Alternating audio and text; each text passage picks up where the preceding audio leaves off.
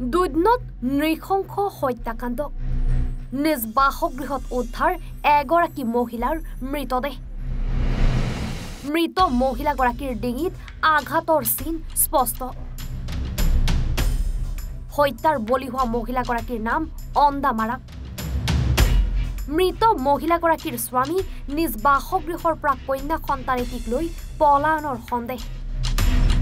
স্বামী অবিনাশ চাংমায়ে নিজ পত্নীক হত্যা কৰাৰ সন্দেহ দুধনৰ ডাবলিত সংঘটিত হৈছে এই ঘটনাটো কিছুদিনৰ পৰাই ডাবলিত ভাৰতীয় হিচাপে আছিল স্বামী স্ত্ৰী আৰু সন্তানেটি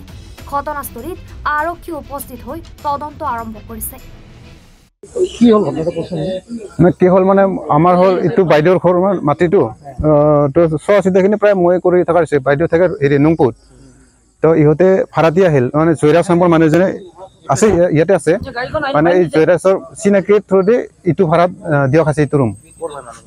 মানে খাৰ ডাঙৰ বুলি কৈছে মই সেইখিনি জানো আৰু অন্য একো নাজানো তাৰপিছত আজি মানে মইতো গাঁৱত থাকোঁ মই দোকান কৰোঁ গেলামালৰ দোকান সৰুকৈ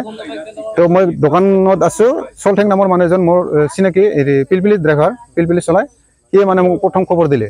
তো এই খবৰ দিলে মই লগালগ আহিলোঁ দোকানখন বন্ধ কৰি আহি অন্য একো চিন্তা কৰিব নোৱাৰে মই ডাইৰেক্ট থানাত গুচি গ'লোঁ আৰু কি সেইখিনিয়ে জানো আৰু কি কেইজন আছিল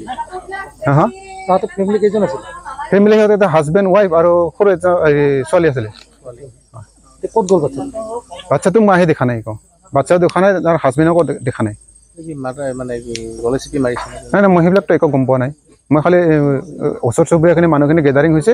খবৰ মানে কি কৰা যাব এই মানুহখিনি মৰি আছে বুলি কৈছে মই আহোঁতে হ'লেও যেনিবা একটা হেৰি হিচাপত মই দৰ্জাটো অকল খুলি চাই মাত দিছিলোঁ মাত নাই তাৰ কাৰণে মই ডাইৰেক্ট থানাত গুচি গৈছিলোঁ খবৰ দিয়াৰ কাৰণে মানুহজন মৰিছে এতিয়াতো মৰি আছে আৰু কি হৈছে আহিছে মই আৰক্ষীক মই খবৰ দিব গ'লোঁ দুধনৰ পৰা নৱজিৎ ৰাভাৰ ৰিপৰ্ট এনি ভাৰত 24